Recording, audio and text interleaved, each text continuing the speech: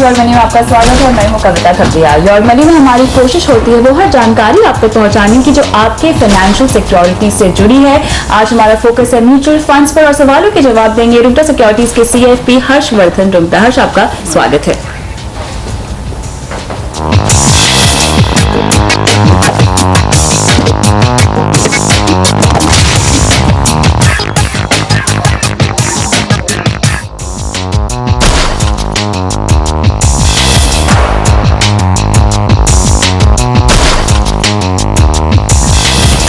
चलिए शुरुआत करते हैं सवाल जवाब के सिलसिले के साथ और हमारे पहले दर्शक जो हमारे साथ फोन लाइन पर जुड़ रहे हैं वो है सुभाष बंगलुरु से। सुभाष, नमस्कार, आपका स्वागत है। अपना सवाल पूछिए। Good evening madam, I am from Bangalore. जी, my annual income is around 8 lakhs per annum. I have a daughter 6 months old, so I'm searching for a education policy for her. ठीक है। यहाँ पर जानना चाहेंगे कि आपने इंश्योरेंस का रास्ता क्यों चुना है बजाय म्यूचुअल फंड्स के, कोई खास वजह? Madam, I don't have so much idea. If you people can suggest any better option for me. जरूर। तो हर्ष, सीधा इन्हें अपनी बेटे के लिए एजुकेशन प्लानिंग करनी है और इन्होंने हालांकि सवाल में लिखा है कि इन्हें एजुकेशन प्लान चाहिए, लेकिन इंश्योरेंस की बजाय हम हमेशा कहते हैं कि इन्वेस्टमेंट जो है हमें म्यूचुअल फंड्स में करनी चाहिए। और खासतौर से अगर बच्चे की पढ़ाई लिखाई और शादी का सवाल है तो रिटर्न्स तो इंश्योरेंस में कभी भी बेटर नहीं होते as compare to mutual funds, right? तो कैसे इन्हें अपने बच्चे की एजुकेशन की प्लानिंग करनी चाहिए अगर हम म्यूचुअल फंड्स का ही रास्ता चुने तो?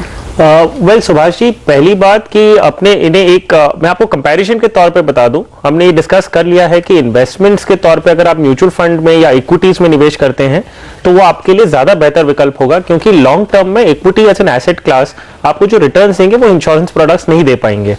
फीचर्स के तौर पे अगर हम बात करें, एक तरफ है आपके पास चाइल्ड प्लान है जिसमें इंश्योरेंस जो होता है वो हम रेकमेंड करते हैं कि पेरेंट्स का इंश्योरेंस वाली पॉलिसी लीजिए जिसमें चाइल्ड इज द बेनिफिशियरी। ये फीचर्स पैक्ड प्रोडक्ट होते हैं जिसमें अगर पॉलिसी होल्डर जो पेरेंट है उनकी अगर डेथ हो जाती है सो बेनिफिशियरी जो चाइल्ड है उनके काफी फाइनेंशियल प्रोटेक्शन दी जाती है in the form of death benefit and maturity benefit. Premium wave हो जाते हैं, तो ये एक फीचर पैक्ड प्रोडक्ट होते हैं। ऑब्वियसली कॉस्ट ज्यादा होते हैं तो आपके रिटर्न्स में इनमें आपको रिटर्न्स में थोड़ी मार पड़ती है। दूसरी तरफ आपके पास है म्यूचुअल फंड्स, एक प्रोडक्ट है जो प्योर इन्वेस्टमेंट प्रोडक्ट है। जो भी पैसे आप निवेश करते हैं पूरा एक पर्टिकुलर एसेट में निवेश होता है, आप जो एसेट में उन्हें आदेश देते हैं करने के लिए। अगर इक्विटीज आप चूज करते हैं तो इक्विटीज में निवेश होता है। आपके कॉन्टेक्स्ट में आपको सुझाव दूंगा कि क्योंकि आपके जो चाइल्ड है वो सिर्फ 6 months ओल्ड है, आपके पास लगभग 15-20 साल हैं जब तक आप ये निवेश कर सकते हैं। आप इक्विटी म्यूचुअल फंड्स की तरफ रुख करिए, वहां से इन्वेस्टमेंट के तौर पे अपना जो भी अमाउंट है वहां निवेश करिए SIP के जरिए। एक टर्म पॉलिसी जरूर लीजिए अपनी लाइफ को कवर करने के हिसाब से। आपकी जो भी इनकम है उसकी 15 times आप ले सकते हैं, तो which will be about 90 lakhs और 1 crore आप ले लीजिए, तो ये इससे आपका प्रोटेक्शन का पॉइंट कवर हो जाएगा। अब ये हो गया एक्चुअल फीचर्स के बारे में। एक बिहेवियरल एस्पेक्ट में आपको और बताना चाहूंगा। जहां हम बात करते हैं लॉन्ग टर्म इक्विटी इन्वेस्टमेंट्स की, जरूरी है कि लॉन्ग टर्म तक इन्वेस्टमेंट किया जाए। हमने अक्सर ये देखा है कि 5 to 7 years में नॉर्मली इक्विटी SIPs बंद हो जाती हैं। हालांकि हम शुरू करते हैं 15-20 साल के नजरिए से, लेकिन वो चलती ही नहीं 15 साल तक। ये पॉसिबल, जब हायर रिटर्न्स की बात करें, पॉसिबल तब होगा जब आप निवेश करेंगे। ये बिहेवियरल गैप अगर आप अपने एक डिसिप्लिन आप अपने हिसाब से ला सकते हैं, तब आप टर्म पॉलिसी और म्यूचुअल फंड का रुख करिए। अगर आपको ऐसे लगता है कि कोई कारण से आप 5 साल के बियॉन्ड SIPs नहीं कर पाएंगे और इक्विटीज में आप अगर निवेश करेंगे नहीं तो रिटर्न्स कहां से आएगा? इस नजरिए से आप देखें तब शायद इंश्योरेंस चाइल्ड प्लान आपके लिए सूटेबल होगा, लेकिन उसमें आपको ध्यान लेके चलना होगा कि प्रीमियम जो है वो आपको लगातार 15-20 साल जो भी आप टेन्योर चूज करेंगे वो भरना होगा। और हमने ये भी देखा है, एक ही इंडिविजुअल को हम देखें, इंश्योरेंस में प्रीमियम 20-25 साल भर देते हैं, लेकिन SIP 5 या 7 साल तक चलती नहीं है। ज्यादा सीरियसली लिया जाता है यहाँ पर इंश्योरेंस प्रीमियम को, लेकिन साथ ही अगर हम इंश्योरेंस प्लान लें तो उसमें कई तरह के एडेड फीचर्स भी होते हैं। एब्सोल्युटली, जैसे मैंने चाइल्ड प्लान के बारे में बताया कि अगर आप उसमें ऐड कर रहे हैं तो आपके पास एक प्रोविजन और रहता है कि आप एक इनकम बेनिफिट राइडर के तौर पे एक प्रोडक्ट है जिसमें अगर पॉलिसी होल्डर की अगर डेथ हो जाती है तो उसके बाद उनके चाइल्ड को हर साल एक पर्टिकुलर अमाउंट दिया जाता है ओवर एंड अबव जो भी उनके death benefits and maturity benefits हैं। सो फीचर पैक्ड प्रोडक्ट है। सुभाष जी, आपके लिए ये बेहतर होगा कि पहला ऑप्शन आप ये चूज करें, हो सके तो आप ये मेंटेन करिए कि टर्म प्लान ले लीजिए और म्यूचुअल फंड के जरिए आप इन्वेस्टमेंट करिए।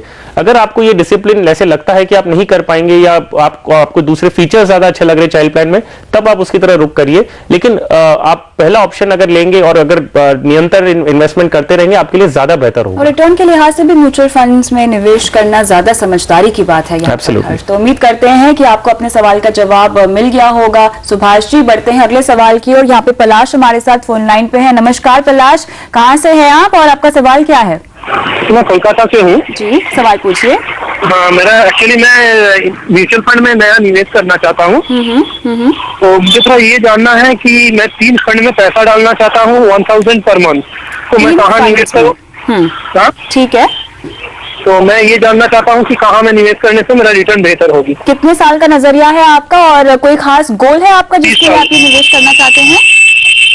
जी मैम, मेरा नजरिया 15 से 20 साल का है। 15 से 20 साल। और आगे आप सवाल क्या पूछे? मेरा तो आवाज गोल कोई खास लक्ष्य जिसके लिए आप ये निवेश करना चाहते हैं? एक्चुअली मुझे लगभग 50 लाख के अमाउंट आना है। 20 साल लगभग टाइम है मेरे पास। 50 लाख रुपए इन्हें चाहिए लगभग 15 से 20 साल बाद और 3 फंड में निवेश करना चाहते हैं 3000 रुपए।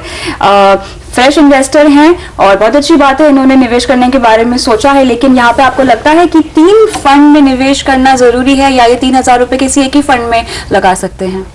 पलाश जी, आपको 3000 रुपए अगर निवेश करने हैं, 1,000 की 3 स्कीम लेने की जरूरत नहीं है। आप कोई भी फंड में निवेश करते हैं उसमें करीबन 30 से 50 की कंपनीज में निवेश किया जाता है। तो आपका डाइवर्सिफिकेशन जो है वो 3000 रुपए आप हर महीने का निवेश जो करते हैं वो 30 या 50 कंपनीज में निवेश होते हैं। तो डाइवर्सिफिकेशन सफिशिएंट है, आपको 3 अलग स्कीम्स लेने की जरूरत नहीं है। और क्योंकि आप पहली बार निवेश कर रहे हैं, मैं आपको सुझाव दूंगा कि आप जो शुरू करें वो आप इंडेक्स फंड के जरिए इन्वेस्ट करना मार्केट में शुरू करें। 15-20 साल का नजरिया है आपका, तो आप 100% इक्विटीज में भी निवेश कर सकते हैं। इंडेक्स फंड में निवेश करने के 2-3 फायदे होते हैं कि ये बहुत सिंपल है ट्रैक करने। अगर मार्केट बढ़ रहा है, सेंसेक्स चढ़ रहा है, तो आपको मालूम है आपका जो फंड है वो अच्छा कर रहा है। अगर घट रहा है तो आपको मालूम है आपका जो परफॉर्मेंस है आपके स्कीम का अच्छा नहीं हो रहा है। दूसरी बात है कि इसमें जो फंड मैनेजमेंट चार्जेस होते हैं बहुत कम होते हैं जब हम एक्टिवली मैनेज फंड के साथ कंपेयर करते हैं। लगभग 1% के आसपास होता है, जहां पे एक्टिवली मैनेज फंड्स के 2.5% तक जाता है। सो ये डायरेक्टली आपके रिटर्न्स में अफेक्ट करता है। फंड मैनेजर पे आपका कोई भी डिपेंडेंस नहीं होता क्योंकि ये पैसिवली मैनेज्ड है। अगर आप एक सेंसेक्स प्लान ले रहे हैं तो जो सेंसेक्स की 30 कंपनीज है उन्हीं में स्ट्रेट पैसे निवेश होते हैं। फंड मैनेजर का कोई भी डिस्क्रिप्शन होता नहीं है। और लॉन्ग टर्म में हमने देखा है कि less than 50% fund managers have been able to beat the benchmark index. So आप अगर इनमें निवेश करते हैं, आपके लिए शुरुआत करने के लिए अच्छा होगा। आप उसे ट्रैक भी कर पाएंगे, आपको निश्चिंत होकर 15-20 साल तक इसमें देखना नहीं है और कोई भी स्विच करने की भी जरूरत नहीं पड़ेगी। एक अक्सर हमने एक और चीज देखा है कि फंड जो 2008 के बाद हमने देखा था कि काफी फंड्स कैश में इन्वेस्टेड थे। मतलब अगर मार्केट बहुत बेरिश था तो वो कॉल नहीं ले रहे थे, कोई भी इन्वेस्टमेंट इक्विटीज में नहीं कर रहे थे, तो कैश में काफी हद तक उनका बैलेंस था। जब मार्केट अचानक चल पड़ा तो वो कैश में ही रह गया और इक्विटी मार्केट्स बढ़ गया, तो फंड के परफॉर्मेंस पे बहुत ज्यादा असर आया। इंडेक्स फंड में ये भी नहीं होता, आपके पैसे जो है 100% इन्वेस्टेड रहते हैं। तो अगर मार्केट बढ़ता है तो आपको पूरे इन्वेस्टमेंट अमाउंट पे आपको रिटर्न्स मिलता है। शुरू करने के लिए Franklin India index fund BSE Sensex plan एक बेहतरीन प्रोडक्ट है अपनी कैटेगरी का, तो आप उसमें शुरू कर सकते हो। 3000 रुपए पूरा आप एक ही स्कीम में करिए, डिवाइड मत करिए। आगे चल के अगर ये आय के मुताबिक निवेश बढ़ाना चाहें तो क्या उसी फंड में निवेश बढ़ाएं या कोई और फंड भी ले सकते हैं? नहीं, जब आप अगर बढ़ाना चाहें तो डेफिनेटली वो दूसरा एक्टिवली मैनेज फंड्स भी कंसिडर कर सकते हैं। तब तक आई एम होपिंग कि ये इक्विटी मार्केट के जो परफॉर्मेंस है, इक्विटी फंड्स कैसे चलते हैं उसके वो यूज्ड टू हो जाएंगे, तब वो एक्टिवली मैनेज फंड भी अपने पोर्टफोलियो में बाद में ऐड कर सकते हैं। लेकिन फिर भी सेक्टोरियल फंड से शायद दूर रहना चाहिए ना? Sector funds and thematic funds, इनमें से ये एकदम लास्ट एंटर करें तब बेटर है। तब तक ये पहले इंडेक्स, फिर diversified actively manage funds and फिर वो चाहे तो सेक्टर या थीमेटिक फंड में बाद में ऐड कर सकते हैं। चलिए, तो आपके निवेश की शुरुआत है Palash ji. Franklin India index fund BSE Sensex plan, ये आपको सलाह दी जा रही है, इसमें निवेश कीजिए। और अगर आय में अगर आपकी बढ़ोतरी हुई, निवेश बढ़ाना चाहते हैं तो और एक्टिवली मैनेज फंड्स भी आप कंसिडर कर सकते हैं। अभी योर मनी में रुकते हैं एक ब्रेक के लिए, लेकिन सवाल जवाब का सिलसिला जारी है, बने रहिए हमारे साथ।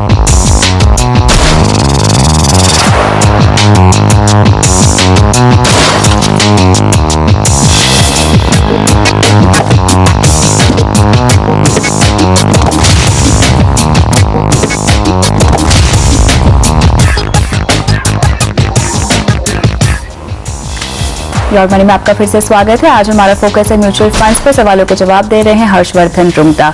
बढ़ते हैं अगले सवाल की ओर। हर्ष, हमें मुकेश कुमार ने ईमेल किया है। इनकी उम्र 26 साल की है और 26,000 महीना सैलरी कमाते हैं। घर खरीदना चाहते हैं जिसके लिए 5 से 8 साल बाद इन्हें चाहिए 10 लाख रुपए। कुछ फंड्स में इन्होंने इन्वेस्टमेंट शुरू की है, जिसमें से एक है axis triple advantage fund growth, जिसमें ये डाल रहे हैं 2,000 रुपए हर महीना SIP के जरिए। और साथ ही ICICI focus blue chip equity growth fund में भी इन्होंने अपनी इन्वेस्टमेंट की शुरुआत की हुई है। 1,000 रुपए डालते हैं SIP के जरिए। जानना चाहते हैं कि ये पोर्टफोलियो इनके गोल के मुताबिक क्या सही है, और अगर निवेश बढ़ाने की जरूरत है तो फिर कौन सा फंड अपने पोर्टफोलियो में इंक्लूड किया जाए। मुकेश जी, 3,000 रुपए अगर आप महीने का निवेश कर रहे हैं तो 8 साल बाद 10 लाख रुपए इकट्ठे होने बहुत ज्यादा मुश्किल है। आप अगर अपना निवेश हर महीने का बढ़ा के अगर 7,000 कर सके, और अगर हम 10% रिटर्न 8 इयर्स के पीरियड में देखें तो आपको 10 लाख के आसपास आपका कॉर्पस बन सकता है। और आप triple advantage, axis triple advantage fund में निवेश कर रहे हैं, ये आपके गोल के हिसाब से ठीक है, क्योंकि आपके पास जो टाइम होराइजन है वो है 8 इयर्स का। इसमें आपको बता दूं कि 1/3 पैसे जो निवेश होते हैं इक्विटीज में, 1/3 डेट में और 1/3 गोल्ड में। सो इस हिसाब से आपका एसेट एलोकेशन हो जाता है। इसमें एक प्रॉब्लम यह है कि इसमें, क्योंकि ये एक डेट ओरिएंटेड प्रोडक्ट है, इसमें long term capital gains taxable होते हैं। सो जो इक्विटी कंपोनेंट होता है उसमें भी आपको टैक्स भरने पड़ते हैं। सो अगर आप ये चीज डिवाइड करके अपने खुद का पोर्टफोलियो बनाते हैं और डेट कंपोनेंट अलग रखते हैं तो एटलीस्ट जो आपका इक्विटी का कंपोनेंट है उसमें आपको पूरा टैक्स फ्री रिटर्न्स होंगे। मैं आपके लिए एक पोर्टफोलियो बना देता हूं। मैं एक्सिस ट्रिपल एडवांटेज फंड अच्छे होने के बावजूद आपके पोर्टफोलियो में से ड्रॉप कर रहा हूं, सिर्फ इसीलिए कि आपको टैक्सेशन में आपको बेनिफिट मिलेगा। आप अपना 7,000 अगर आप निवेश करना चाहते हैं इन 4 फंड्स में, आप उसे डिवाइड कर लीजिए। ICICI focused blue chip fund में, जिसमें आप ऑलरेडी निवेश कर रहे हैं, वो कंटिन्यू रखिए, लेकिन एलोकेशन बढ़ा के उसे 40% कर दीजिए। एक आप mid and small cap fund भी अपने पोर्टफोलियो में जोड़िए, क्योंकि अगर हम देखते हैं कि इकोनॉमिक रिवाइवल होता है, आपके पास 8 इयर्स का टाइम होराइजन है, तो शायद ये जो मिड कैप फंड्स हैं वो लार्ज कैप कैटेगरी में आने की पोटेंशियल्स रखते हैं, और ये थोड़ा हाई बीटा रहेगा, लेकिन आपकी जो रिक्वायरमेंट है वो फुलफिल करने के लिए आपके काम आएगी। आप मिड कैप फंड में SBI इमर्जिंग बिजनेसेस फंड में 30% निवेश करें, SBI गोल्ड फंड में 20% निवेश करें, और एक इंटरनेशनल फंड आपके पोर्टफोलियो में दे रहा हूं मैं, Franklin India feeder US opportunities fund, इसमें बाकी का 10% कर सकते हैं। इस प्रकार आप अगर अपना पोर्टफोलियो बनाते हैं, थोड़ा अग्रेसिव जरूर है, लेकिन आपके लक्ष्य को ध्यान में रखते हुए और टाइम होराइजन, क्योंकि आपके पास बहुत कम टाइम है, आपको शायद थोड़ा रिस्क लेना पड़े अगर आपको 10 लाख एक्यूमुलेट करना है। अगर आप इस तरह पोर्टफोलियो बनाते हैं और इसे 2 साल बाद डेफिनेटली रिव्यू करिएगा। अगर कोई चीज आपको बहुत ज्यादा रिस्की लग रहा है तो आप उसे अपने पोर्टफोलियो में से हटा सकते हैं। हर्ष, इंटरनेशनल फंड इंक्लूड करने के पीछे कोई खास वजह? 3-4 कारण हैं। पहली बात है कि अगर हम एक डॉलर एसेट ले रहे हैं, आप इंटरनेशनल फंड में जब निवेश करते हैं, बेसिकली आप उन कंपनीज में निवेश कर रहे हैं जो US में लिस्टेड हैं। सो आप एक डॉलर टर्म्स में इन्वेस्ट हो रहा है, तो आपके जो डॉलर में गेन्स होते हैं वो आपको अपने रिटर्न्स में आपको नजर आएंगे। दूसरी बात है, अगर हम इकोनॉमिक रिवाइवल देख रहे हैं, global economies are totally integrated. So अगर काफी कंपनीज होती हैं जो इंडिया में लिस्टेड नहीं है, ग्लोबल ब्रांड्स हैं, McDonald's for example, these are global brands. आप अगर उनमें निवेश कर रहे हैं तो जो इकोनॉमिक रिवाइवल का स्कोप हम देख रहे हैं, multinationals, is a US multinational company, so उसमें आप पार्टिसिपेट करते हैं। कई सेक्टर्स होते हैं जो लिस्टेड है ही नहीं इंडिया में, डिफेंस है फॉर इंस्टेंस, एरोनॉटिक्स है, ये these are not listed in India at all, कोई भी कंपनी लिस्टेड नहीं। तो आपको अगर इन सेक्टर्स में आपका एक्सपोजर बढ़ाना है तो आप कैसे करेंगे? सो ये सारी चीजें आप एक इंटरनेशनल फंड के जरिए कर सकते हैं, जिसमें आपको कोई भी RBI की रेगुलर गाइडलाइंस, कोई भी अप्रूवल्स लेने की जरूरत नहीं है। आप इंडियन रुपीस में निवेश कर रहे हैं इन इंडियन म्यूचुअल फंड, जो इन टर्न फीड करता है एक US अपॉर्चुनिटीज फंड में। सो रेगुलेशन वाइज ऑल्सो एकदम क्लियर है। तो क्या इस तरह के फंड आपके पोर्टफोलियो में होना जरूरी है, या अच्छा है अगर आपके पास हो तो? आप इसे रिस्ट्रिक्ट कर सकते हैं आपके पोर्टफोलियो में, जरूर आप एक ग्लोबल एक्सपोजर क्यों न लें। सिर्फ है कि आपको ये ध्यान रखना है कि जब आप ग्लोबल एक्सपोजर लेते हैं, आप एशियन इक्विटीज में नहीं ले, क्योंकि आप ऑलरेडी एशिया में हैं। आप India is the fastest growing, तो आप एशिया में करना चाहते हैं, इंडिया इज वेल पोजिशन। अगर आप इंटरनेशनल फंड में कर रहे हैं, मेक श्योर आप मैच्योर मार्केट्स में लें। सो आपके पोर्टफोलियो में यस, इसका इनकी जगह जरूर है, लेकिन आपको इनका रिस्ट्रिक्शन 10 से 15% तक ही रखना चाहिए। एक इंपॉर्टेंट पॉइंट और ध्यान रखने की है, in spite of being 100% equity funds, ये डेट की तरह ट्रीट किए जाते हैं और लॉन्ग टर्म टैक्सेबल है, बिकॉज इंटरनेशनल मार्केट्स में इन्वेस्ट हो रहे हैं, नॉट इन इंडियन मार्केट्स। सो ये टैक्सेबल होते हैं, so it will be treated as tax as debt products for taxation purposes. But in spite of that, I would suggest कि एक पोर्टफोलियो में जगह है इनकी, और आप 10 या 15% तक अपना इसका एक्सपोजर ले सकते तो हैं। अपने पोर्टफोलियो में इंटरनेशनल फंड्स भी आप कंसिडर कर सकते हैं। आगे बढ़ते हैं, लेते हैं अगला सवाल। विनोद दोपारे का ईमेल आया है और हर्ष, इन्होंने अपने पिता के लिए होम लोन पर एक सवाल पूछा है। दरअसल इनके पिता ने आईसीआईसीआई बैंक से साल 2004 में 8 लाख का लोन लिया था। 7% की ब्याज दर फ्लोटिंग रेट पर इन्होंने ये लोन लिया था और अब ब्याज दर जो है 12.25% हो चुकी है और जो नए ग्राहकों को दिए जा रहे दर से ज्यादा है। अब इन्होंने कुछ सवाल पूछे हैं इसी को लेकर। पहला सवाल तो ये जानना चाहते हैं कि क्या ब्याज दर को कम किया जा सकता है, साथ ही फ्लोटिंग या फिक्स्ड लेने में समझदारी है और क्या लोन को स्विच किया जा सकता है। इसके अलावा जानना चाहते हैं कि क्या प्रीपेमेंट एक बेहतर विकल्प है और क्या आरबीआई की बेस रेट से लिंक किया जा सकता है इसको, और कन्वर्जन फीस अगर लिंक हो जाता है तो क्या आपको देनी पड़ेगी। तो एक एक करके हम लेते हैं इनका सवाल। सबसे पहले तो क्या ये लोन को स्विच कर सकते हैं? जी हाँ, क्योंकि इनका जो पुराना लोन था वो पीएलआर से लिंक्ड था, तो पीएलआर के जो रेट्स थे वो काफी ज्यादा थे जब हम बेस रेट से कंपेयर करते हैं। अभी जो लोन दिए जा रहे हैं वो बेस रेट सिस्टम पे दिए जा रहे हैं। तो पहली बात, इन्हें बैंक के पास जाना चाहिए और आईसीआईसीआई बैंक जिनसे इन्होंने लोन ले रखा है उन्हें रिक्वेस्ट करनी चाहिए कि ये लोन ट्रांसफर करके ये बेस रेट सिस्टम पे कर लें। तो पहली बात, इन्हें काफी फायदा उधर ही हो जाएगा। अगर आईसीआईसीआई बैंक मना करती है कि हम ये शिफ्ट नहीं करते, हालांकि कोई कारण नहीं है मना करने का, लेकिन कोई कारण से मना करती है तो ये दूसरी बैंक में शिफ्ट कर सकते हैं अपना लोन। और आरबीआई की रेगुलेशंस के हिसाब से, क्योंकि इनका फ्लोटिंग रेट इंटरेस्ट है, इन्हें कोई भी प्री पेमेंट पेनल्टी नहीं लगेगी अगर ये ट्रांसफर करते हैं तो भी। पहले ये नियम था कि अगर आप अपने खुद के सोर्स से पेमेंट कर रहे हैं तो प्री पेमेंट पेनल्टी नहीं लगेगी, लेकिन आप अगर बैलेंस ट्रांसफर करके कोई और हाउसिंग फाइनेंस कंपनी या तो कोई और बैंक के पास जा रहे हैं तब आपको पेनल्टी लगती थी, लेकिन वो भी हटा दिया गया है। और फ्लोटिंग रेट, इनका सवाल था कि फ्लोटिंग रेट पे रहना चाहिए कि फिक्स्ड रेट पे जाना चाहिए। करंट सिनेरियो हम देख रहे हैं कि इंटरेस्ट रेट ऑलमोस्ट अपनी पीक पे है। सो प्रेजेंटली ये फ्लोटिंग रेट पे रहेंगे तो इनके लिए ज्यादा बेहतर होगा। और बाद में अगर ये इंटरेस्ट रेट घट जाते हैं तो शायद ये कंसीडर कर सकते हैं कि अगर उन्हें स्विच करके फिक्स रेट पे करना है। इनका एक सवाल था कि कोई चार्जेस अगर इनके लगेंगे अगर ये शिफ्ट करते हैं तो इन्हें 0.5% चार्जेस लग सकते हैं if at all he changes in the same bank. अगर आईसीआईसीआई बैंक से ही प्राइम लेंडिंग रेट से जो बेस इनका बनाया हुआ है टू बेस रेट सिस्टम में करते हैं तो इन्हें जो भी आउटस्टैंडिंग लोन है which is I think 6 lakh rupees current जो आउटस्टैंडिंग है उस पे इन्हें 0.5% चार्ज लग सकता है। But I think Vinod ji, ये चार्जेस भरने के बाद भी आपके लिए बेहतर होगा कि आप बेस रेट पे शिफ्ट हो जाएं। अगर आईसीआईसीआई बैंक आपको मना करती है, आप कोई भी दूसरी बैंक के पास जा सकते हैं जिसमें आपको चार्ज नहीं लगेगा। एसबीआई करंटली बहुत अट्रैक्टिव स्कीम के साथ मार्केट में है क्योंकि वो मार्केट कैप्चर करना चाहती हैं, वो अपना होम लोन का पोर्टफोलियो बढ़ाना चाहती हैं। आप एसबीआई के साथ भी कंपेयर कर लीजिए रेट्स, और अगर एसबीआई बेटर दे रहा है तो आप अपना लोन कन्वीनियंटली शिफ्ट कर सकते हैं। चलिए, तो यहाँ पर उम्मीद करते हैं कि आपको अपने सवाल का जवाब मिल गया होगा। और योर मनी में फिलहाल वक्त है एक ब्रेक का, लेकिन सवाल जवाब का सिलसिला जारी है, बने रहिए हमारे साथ।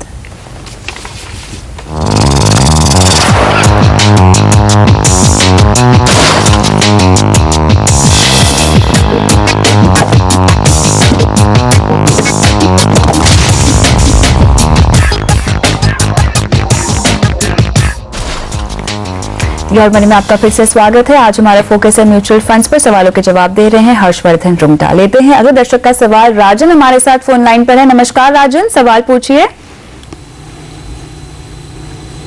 राजन, क्या आपको मेरी आवाज आ रही है? जी जी। हाँ जी, सवाल पूछिए। हेलो राजन, आप सवाल पूछ सकते हैं। जी। एक्चुअली मेरा क्वेश्चन जो है वो डीएसपी ब्लैक रॉक फंड से रिलेटेड है। मैं हेलो, आपकी आवाज हमें बिल्कुल आ रही है। अपने टीवी का वॉल्यूम आप कम कर सकते हैं। जी जी मैम, वो तो बंद है। जी, तो आप सवाल पूछिए। जी, तो मेरा question actually BSP black rock fund से रिलेटेड है कि मैं 6 म्यूचुअल फंड्स में इन्वेस्ट कर रहा हूँ, 2000 ईच SIP। ठीक है। और ये जब मैं इन्वेस्ट स्टार्ट किया था जून 2011 में, तो डीएसपी ब्लैक रॉक के काफी अच्छे फंड्स थे, टॉप रेटेड फंड थे। लेकिन इस टाइम पे जो है वो बहुत ही लो रेटेड है। इनफैक्ट आपके शो में भी काफी बार ये बताया गया है कि उनमें से एग्जिट कर जाएं। जी। तो मेरा जो होराइजन है वो कम से कम 8-9 साल का है। ये बच्चों की एजुकेशन और उनकी मैरिज के लिए प्लानिंग है। ठीक है। तो व्हाट डू यू सजेस्ट? अगर आप एग्जिट सजेस्ट करते हैं फॉर एग्जांपल, तो कहाँ और इन्वेस्ट करना चाहिए? ठीक है, ये तो एक सवाल हो गया। इसके अलावा भी आपके पास और कोई सवाल है? Second question was related to retirement कि एनपीएस ज्यादा बेटर है या मैं म्यूचुअल फंड का रूट ही अभी चूज करूं? आई कैन इन्वेस्ट 10,000 मोर।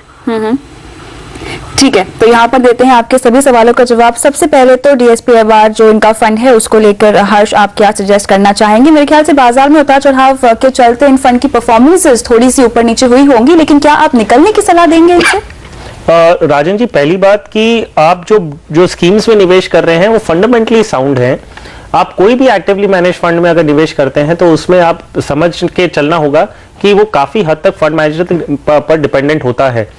कई बार उनके पीरियड अच्छे ना, कोई दौर आता है जब वो बहुत अच्छा रिटर्न्स देते हैं, एक पीरियड आता है जब वो ठीक से रिटर्न्स, आई मीन कंपैरेटिवली जो पीयर ग्रुप के जो रिटर्न्स होते हैं उस प्रकार से रिटर्न्स नहीं दे पाते।